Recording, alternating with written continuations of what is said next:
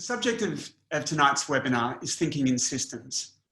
The American writer about health and public policy, Atul Gawande, once wrote that making systems work, whether in healthcare, education, climate change, or making a pathway out of poverty, is the great task of our generation.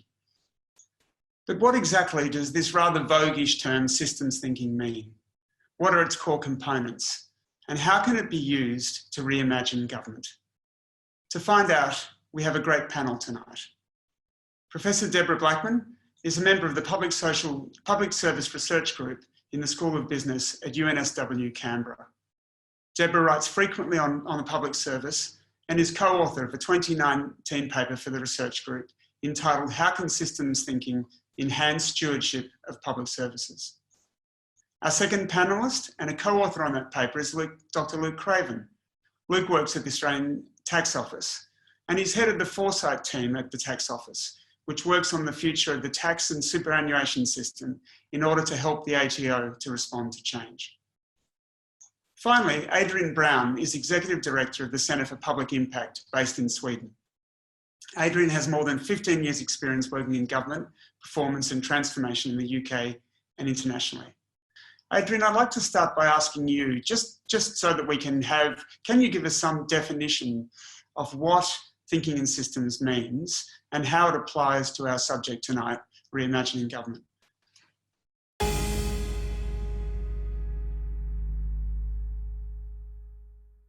Systems thinking can actually be thought of really rather simply, which is to recognise that the world around us and the organisations in which we operate are actually systems in which many parts are connected to many other parts. So everything is interconnected. And that's a rather different view to the more mechanistic, linear view of the world, in which we think of cause and effect as being rather neatly connected, one thing to the next. So if we take a systems view, we're actually saying we reject, to some extent, this idea that cause and effect follow neatly. And in fact, effects have multiple causes. There are feedback loops in play. It's hard to put a boundary around a particular set of activities or actions because the system is considered to be open and interconnected with other effects in a wider context. And so in order to approach the world, if we're thinking in that way, we have to adopt some very different practices and behaviors. And that's really what systems thinking is about. Some people talk about the difference in complicated situations and complex situations. And there's a great podcast actually called The Clock and the Cat, which uses that metaphor. A clock is complicated, with the fact that you can understand it by taking it apart, looking at the component parts, and then putting it back together. You can understand how that works. A cat, you can take apart, you can have a look at it, but you will never really deduce the fact that a cat would purr if you stroked it.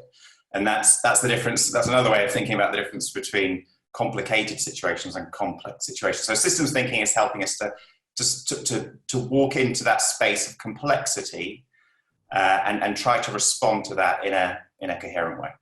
And it relates to the reimagining government theme, to answer that part of your question, in the sense that, of course, many of the challenges that we face as policymakers or in society more widely are complex in nature.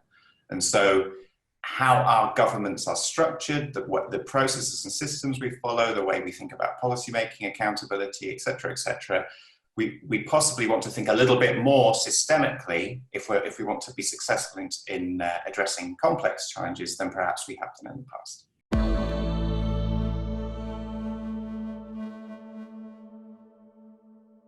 I suppose for me, picking up very much what Adrian was talking about, it's thinking about you've got to keep things as a whole. So our tendency has always been to try and understand things by breaking things down, because that way we can control them, we can share the work out, we can evaluate a small part of it and we can understand that. And that's been very much the way that we've chosen to organize ourselves. And it's been about the way we do governance, and it's about the way we make decisions, and it's about the way we do project management and program management in government. And it works really well in terms of being able to allocate things and make things accountable, but it doesn't work nearly as well in achieving the things that you actually wanted to achieve, because it's the interconnectedness of things that creates the change in the system that you want.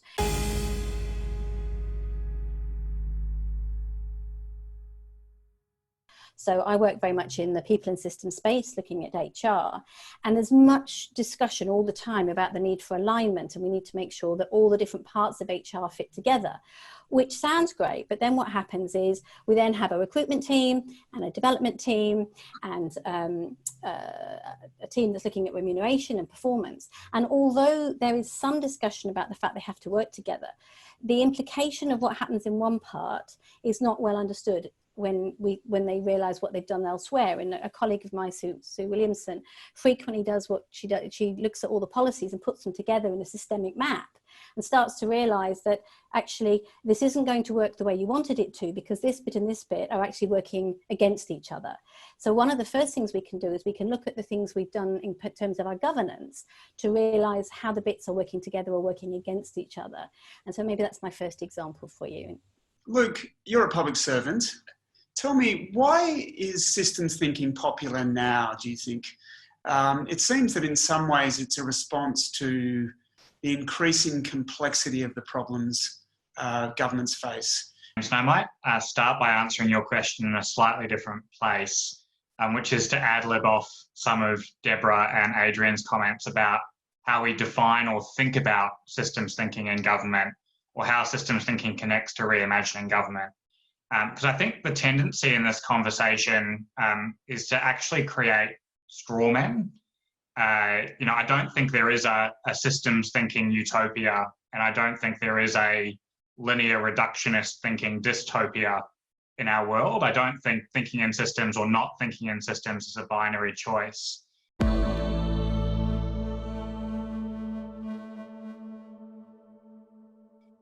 And many of the people on the line will be familiar with a famous American systems thinker, Dana Meadows, who did a lot of work trying to build the capacity of governments and civil society actors to do more systems work. And one of the things that she used to get very frustrated about was this tendency to say, if we just had more systems thinking, the world would be a better place. Actually, we need different styles of thinking for different problems.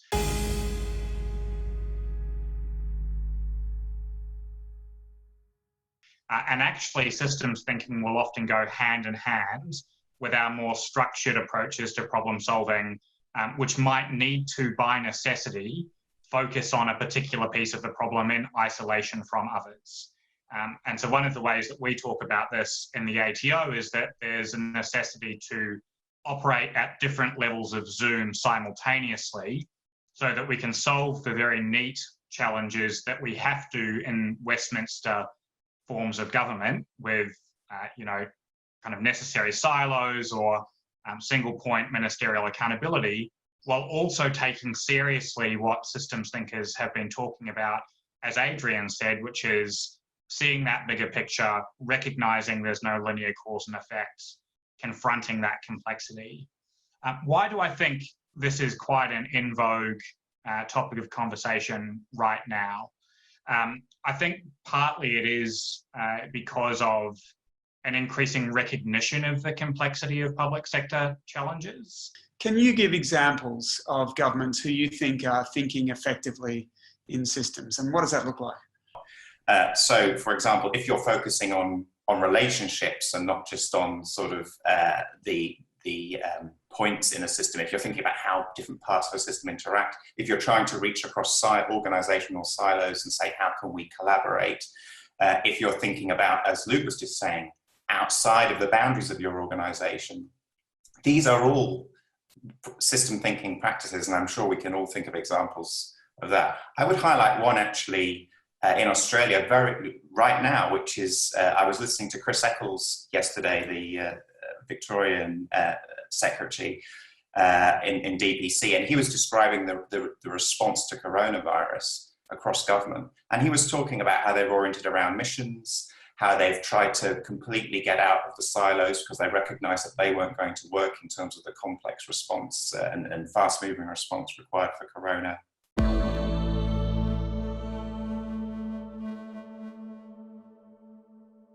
How they were thinking about outcomes. So I would say that's a great example of systems thinking. I'm sure we could all say, well, look, there are some ways we could improve it or go further, but that is systems thinking.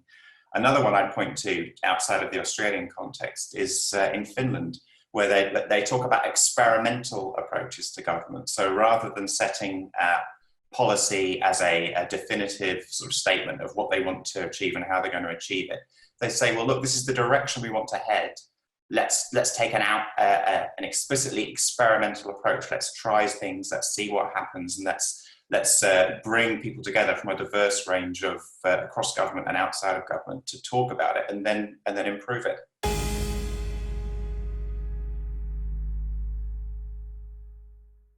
That's a systems approach, and there are many, many, many others that I could list around the world. So I think it's perhaps a case of us getting a little bit more awareness for the characteristics of systems and systems approaches, spotting them in our own practice, on our own work, and then asking how we can improve. So what's the next step from where we are, rather than perhaps setting ourselves up for a great leap into this sort of systems future that perhaps feels a bit more difficult to achieve and is unrealistic.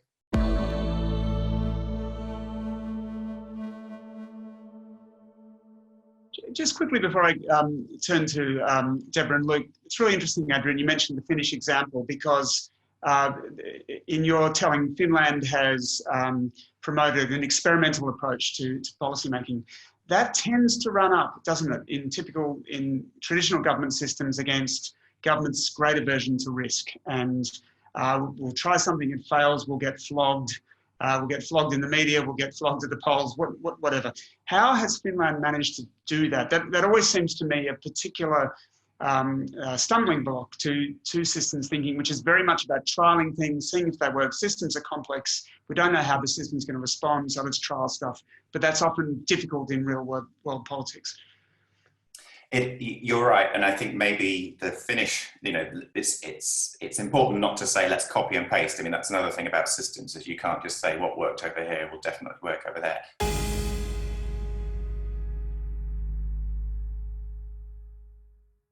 Finland is a unique country. I'm talking to you from Sweden, by the way, so I'm sort of in the region. The Swedes have a particular view of the Finns, culturally, as to how that society operates there, and it's a bit more cohesive. There's perhaps less adversarial nature between government and politics, between the media and politics, which allows maybe what I've just described to happen. But I'd say, look at local government. That one of the I think the next in the series in these webinars is about relationships. And Donna Hall is speaking about the work she's done in the UK in Wigan, where it's a traditional council setup with the political side, the administrative side. She helped create an entirely new culture which was focused on relationships, but removed a lot of the top-down accountability control. And that was done within. She didn't change the political realities, I suppose. That was done within the system that she's working. So. Of course, there are always reasons why these things are difficult, and let's not hold ourselves to some ridiculous ideal that's completely unachievable. But I think in any situation, you can ask yourself, what steps can we take? What are the adjacencies from where we are now that would allow us to introduce a bit more of these kinds of concepts, and will they help us to achieve better outcomes? Because our hypothesis, I suppose, is that they will. How do we measure and evaluate whether systems thinking has been successful? And one of the issues, I think, for me is often we focus on the problem and not what the end state will look like, not where it is we're trying to go. And so when you're looking at measurement, if you've worked out what you think the answer is, then you're going to have problems with the measurement, because anything that isn't that is going to be a failure. Whereas actually the fact that you're interacting with a complex system means that the only place you're not going to end up is that place you thought you were going to be.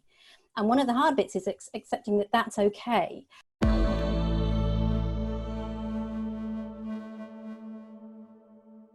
that it's because as the way that you understand the issue as it is now, when you talk to all those people and when everything starts to work together, that's not going to be the way you understand it in the end. You'll have a better understanding and you'll have a better view of your system, but it won't be the way you thought it was, because as Adrian said, you know, one of the issues is it's contextual. You're open to the context. It's going to change because of what's going on around you. So it's all going to keep moving. And one of the conversations I have with Luke a lot of the time is actually, how do we measure movement? How do we make it that, and in a way with the Finnish example, how is it that we say we're not trying to work out have we got to X, but are we going in a direction that is interesting? Can we see that there is traction?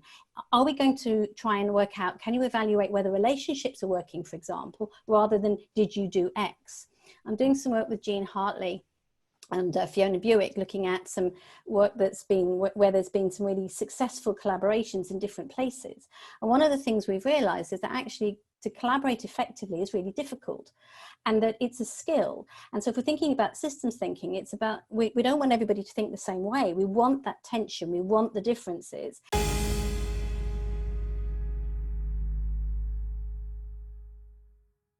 And in a way, to understand why we need those tensions and differences is that because you can't have change unless something is understood in a different way. And I can't remember who it was who used to say, stop worrying about the walls and the doors. What you need is a lot of really good bridges and windows, because that will enable you to get across and around and through without trying to rebuild the whole thing. And I always remember thinking, yes, where are the windows, where are the bridges? That will give us a different way of thinking about the flow. Why do you think, and do you think, that the take-up of systems thinking has been slow in government? I think where adoption has been slow is in scaling systems thinking up. And so, you know, shifting it from something that is used in the delivery or design of particular policies, programs, or services to being a macro approach that helps us do the work of government. And I think there are a number of reasons why, you know, change of that macro nature is slow. But I think there are some specific reasons related to what systems thinking is and what it tries to achieve that makes that difficult in the kind of governments that we operate in, at least in places like the UK, New Zealand and Australia.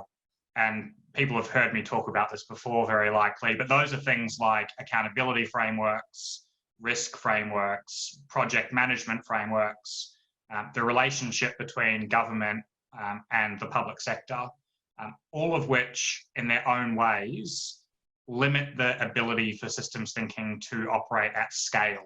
And I think we would need to think actively about removing some of those impediments to get that kind of success. Do you have any thoughts about how they might be removed?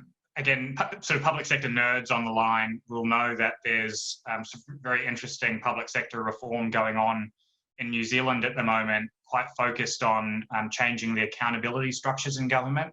So rather than public sector chief executives being accountable to one minister, they'll be accountable to kind of cross-departmental boards of ministers who actually, in a very similar way to the work that Chris Eccles has been doing in Victoria, orient their work around missions rather than kind of domain-based departmental structures. I think that's a very promising way not only to change the way that accountability structures work, but also to think about the way that we imagine large pieces of transformation that cut across government. Deborah, what do you think? I've got a comment here from Robin Perry, who says, as a former public servant, it is clear to me that institutional silos are the fundamental impediment for systems thinking.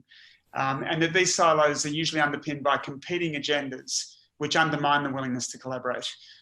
I think there's no question that we see that and that we have that. It's the competing agendas that's the issue. So it comes back in a way to how are we rewarding certain behaviours and how are we measuring and evaluating success?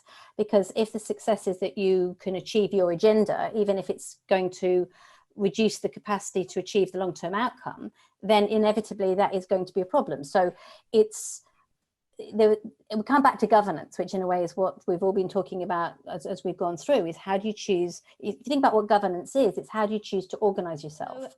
It's not just that we can't do it. But I think it's about saying, why are we continually rewarding the things that we don't necessarily want to happen? And the answer to that is because we've always done it that way. And we've got, to do it differently. Coming back to the conversation we're having about innovation, there's got to be a capacity to take a risk, to try something new. And it's not that we can't necessarily do that, but it's that it can be difficult to do it without there being problems on the way. And that who's going to make that okay can be the difficulty. Now, often we find, coming back to the scale issue, lots of people can do lots of things locally. And many people who have heard me say this story before, that I went to some innovation awards. And the thing that worried me the most was every single people who won, every single one of the teams that won, thanked their manager for keeping them hidden while they did it. So the fact was that they could get it done, and once they'd done it, everybody was really pleased about it. But it was hidden until then. Is collaboration the same thing as systems thinking? Is there an element of reinventing our democracy through systems thinking? I think collaboration is a necessary but not sufficient condition. So I think within systems thinking, you would expect to see far more collaborative approaches. But you can collaborate in ways that are more mechanistic, I suppose, if you want to. So it's not the same as, but you'd expect to see it. As for sort of reinventing democracy, what systems thinking implies is that you want to create a space for dialogue and to have an opportunity for different views to be brought to bear on a problem, because by nature, you need that diversity of thinking if you're going to make progress using a systems logic. Our systems of democracy and accountability can often mitigate against that, because they encourage us to have solutions that get sort of described in detail at the outset and are done by perhaps a small group of clever people at the top. But we do know through the work of many who've been thinking about more deliberative approaches to democracy, citizens' juries, using human-centered design approaches to service, to thinking about services. There are other ways of bringing voices into a conversation that aren't the kind of 4-year electoral cycle. I've seen a lot of comments in the chat about, how does this fit with a 4-year electoral cycle? Well, I think that is a constraint that we have to work within, but there are many other ways of creating space for dialogue, listening, within that are democratic and other mechanisms that we can explore.